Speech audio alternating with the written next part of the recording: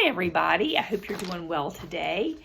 I'm going to be reading for you all the story of the City Mouse and the Country Mouse, which is found on page 15 of Letter Book V.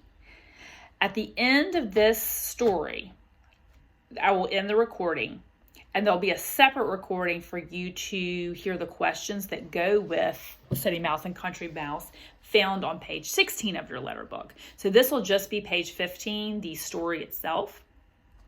Before we begin reading the story, I want you to think about, have you ever wished you had something that a friend had? Or have you ever thought that a friend was luckier than you are? Today in the story that we're going to read about a country mouse who finds out that her cousin is not as lucky as she thought that she was. I have this little page right here that has a copy of the story for Letter Book V, but in your book, you have that nice big page where you'll be able to follow along and look at each picture. We know when we are reading or listening to one of these stories, we start in the upper corner, the left corner of the paper, and we always read from left to right. When it's time to move to the new picture or the next picture, I will let you know. So if everybody could put their finger in this first box in the top left corner of your paper, you'll see a little mouse holding a basket. She's got a kerchief on her head, a little apron, and she's standing in a field of wheat. So we will begin there with our story of the City Mouse and the Country Mouse. So you look at the picture and you can listen to my voice as I read the story to you. There once was a happy little country mouse who lived in a big wheat field. In the summer, she feasted on grains of wheat or bits of bread from the farmers' lunch boxes.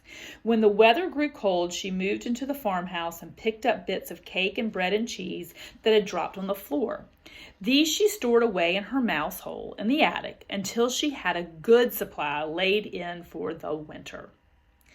So now it's time for you to move to page 2, or picture 2 rather. And in picture 2, you'll see that same little country mouse, and she's talking to her cousin, the City Mouse, who is dressed in a very fancy dress.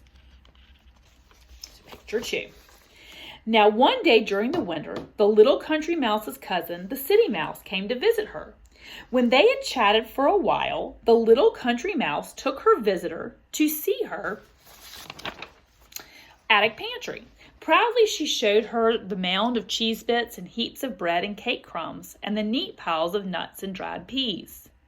But after the City Mouse had eaten a hearty dinner, she wiped her whiskers daintily and said, "You poor thing! So this is the way you live, on leftovers dried up in the attic?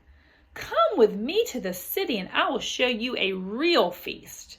The country mouse immediately felt rather ashamed of her simple home, so she agreed to go to the city with the City Mouse. Now it's time to move to picture 3. Picture 3, you will see a group of people sitting at a table with lots of good food on that table. So now we're in picture 3. The City Mouse led the way into a huge brick house and up a great staircase to a dining room. The rich people who lived in the big house with the City Mouse were inside having dinner, so the 2 little mice hid behind the door.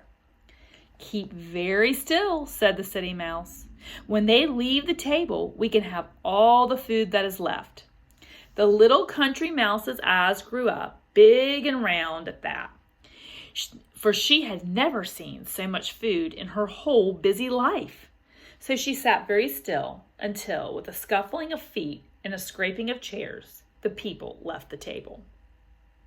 Now it's time to move to page 4. Page 4, you will see the table. There's no people left sitting at the table, but there's a lot of yummy food still there, and the City Mouse and the Country Mouse are both there on the table.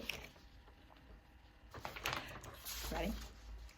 "Come on," squeaked the City Mouse, peeking cautiously to the right and to the left. She led the way across the room, up onto the chair, and from the chair onto the table, with the Country Mouse scampering along behind her.